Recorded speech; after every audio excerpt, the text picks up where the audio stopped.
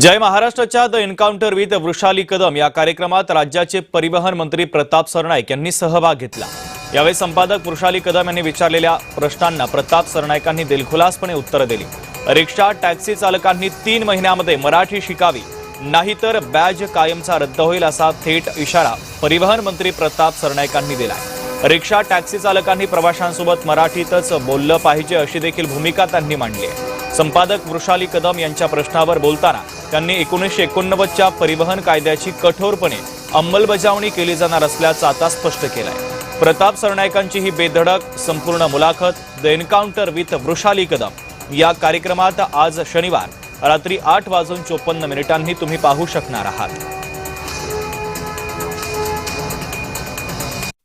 रिक्षा चालकांना मराठी आलीच पाहिजे या संदर्भात तुम्ही निर्णय घेतलात, वेळही दिलात आणि आता त्याची परिणिती दिसायला लागली आहे, अनेकांना येऊ लागलंय, काही अजूनही धडपडतायत। कसं बघताय या निर्णयाकडे आणि त्याचा जो फलसफा आता आपल्याला दिसतोय, निर्णायक भूमिकेमध्ये आलेला आहे, टप्प्यामध्ये आलेला आहे तुमचा निर्णय? परिवहन मंत्री म्हणून मी हा निर्णय घेतला की 1989चा जो नियम आहे त्या नियमामध्ये स्पष्टता आहे की कुठल्याही परिस्थितीमध्ये रिक्षा टॅक्सी ड्रायव्हरला व्यावहारिक मराठीचं ज्ञान असणं गरजेचं आहे। प्रवाशांशी जो संवाद साधायचा आहे तो मराठीमध्ये साधला गेला पाहिजे आणि मी 12 ऑगस्ट 2026ला त्यामध्ये बदल केला।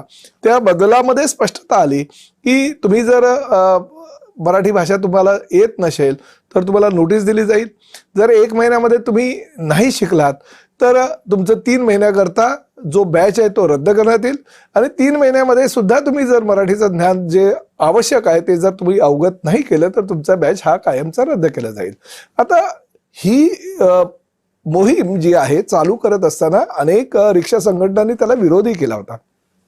मला सांगितलं की अचानक तुम्ही जर ही सक्ती लादाल तर ते योग्य नाही। मी म्हणालो सक्ती नाही, ही मराठीची भक्ती आहे।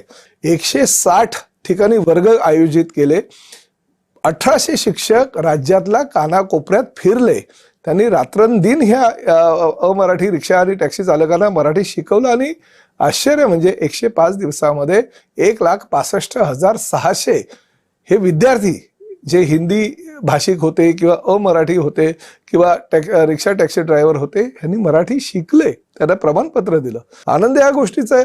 लोक शिकायला तयार आहेत, शिकलेत आणि चांगल्या पद्धतीने मराठी बोलायला लागले। आता त्यांचं म्हणणं एकच आहे, आम्ही तर मराठी शिकलो परंतु तुमच्या प्रवाशांना सुद्धा तुम्ही सांगा की आमच्यामध्ये मराठीमध्ये संवाद साधा, तर आम्ही फक्त इथंच नाही तर उद्या घरी जाऊन सुद्धा आम्ही मराठीत आमच्या परिवाराशी बोलू शकू। नक्कीच, पण आता त्यातले काही आहेत जे म्हणतात थोडा है थोडे की जरूरत है, थोडंसं अजून वाढवून द्या, आम्हाला वेळ महिनाभर वाढवून द्या। याकडे आपण कसं 36 वर्षामध्ये तुम्ही जर शिकू शकला नाहीत तर तुम्ही थोड्या कालावधीमध्ये काय शिकणार? अहो तुम्ही 3 महिने मागितले, मी 3.5 महिने दिले। कायदा असा केला की एकदम तुमच्यावर कुठल्याही परिस्थितीमध्ये कायद्याचा बडगा नाही। पहिलं नोटीस दिली जाईल, काल नोटीस दिली 1268 लोकांना आम्ही। नोटीस दिल्यानंतर 1 महिन्याची मुदत देणार, म्हणजे असं नाही, नैसर्गिक न्यायाप्रमाणे तुम्हाला मुदत दिलेलीच आहे ती 1 महिन्याची मुदत। 1 महिन्यामध्ये नाही शिकलात परत 3 महिन्याची मुदत, परंतु त्या 3 महिन्याच्या कालावधीसाठी तुमचा बॅच निलंबित केला जाईल। परंतु त्याही 3 महिन्यामध्ये तुम्ही शिकला नाही तर मात्र तुम्हाला महाराष्ट्रामध्ये व्यवसाय करायचा नाही असं समजून तुमचा बॅच हा कायमचा रद्द करावा लागेल।